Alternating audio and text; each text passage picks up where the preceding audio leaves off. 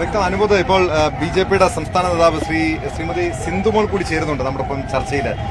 ശ്രീമതി സിന്ധുമോൾ, നമുക്കറിയാം നാളെ പ്രധാനമന്ത്രി നരേന്ദ്രമോദിയും തൃശ്ശൂരിലെത്തുകയാണ്. യഥാർത്ഥത്തിൽ ഒരു മഹിളാ സംഗമമാണ് ലക്ഷ്യം. പക്ഷെ അതിന് പിന്നിലൊരു രാഷ്ട്രീയം ഉണ്ടായിരിക്കാം. ആ രാഷ്ട്രീയം ബി.ജെ.പിയുടെ ഒരു തെരഞ്ഞെടുപ്പ് പ്രചാരണത്തിൽ, ലോക്സഭാ തെരഞ്ഞെടുപ്പ് പ്രചാരണത്തിന്റെ തുടക്കമായി നമ്മൾ കാണുന്നു. രാഷ്ട്രീയം എന്ന് പറയുന്നത് സ്ത്രീ ശാക്തീകരണമാണ്.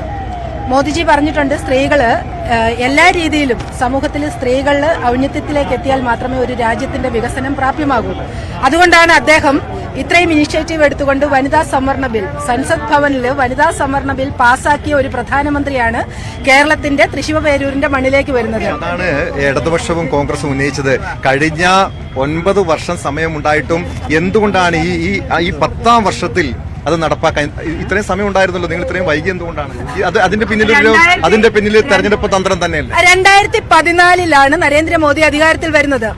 നമുക്കറിയാം, അതിനു മുമ്പ് വാജ്പേയി ഗവൺമെന്റ് ഈ ബില്ല് കൊണ്ടുവരുവാൻ ശ്രമിച്ചതും അതെങ്ങനെയൊക്കെയാണ് അവിടെ നിന്ന് നിഷ്കാസനം ചെയ്യപ്പെട്ടതെന്നും നമ്മൾക്കറിയാം. ഈ പറയുന്ന കോൺഗ്രസുകാരോട് ഞാൻ ചോദിക്കുന്നത്, 60 വർഷക്കാലം ഇന്ത്യ ഭരിച്ചില്ലേ? ഇപ്പോഴുള്ള ബി.ജെ.പിയുടെ 303 സീറ്റിലധികം 400 സീറ്റും കഴിഞ്ഞവർ ഇന്ത്യ ഭരിച്ച ഒരു സമയമുണ്ട്. എന്തുകൊണ്ട് ഇവർ വനിതകൾക്ക് വേണ്ടി ഈ ബില്ല് കൊണ്ടുവന്നില്ല?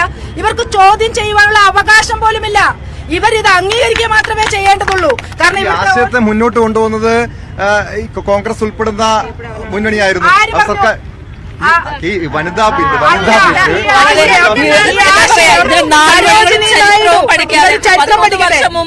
രാജ്യസഭയിൽ 156 പേര് ഒപ്പിട്ടുകൊണ്ട് വനിതാ ബില്ല് പാസ്സാക്കിയ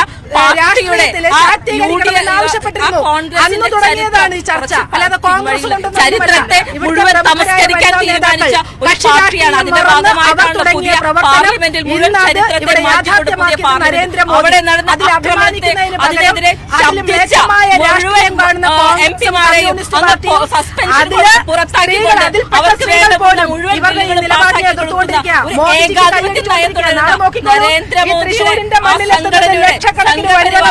നരേന്ദ്രമോദിയെ സ്വാഗതം ചെയ്യാനായിട്ട് സംവരണ ബില്ല്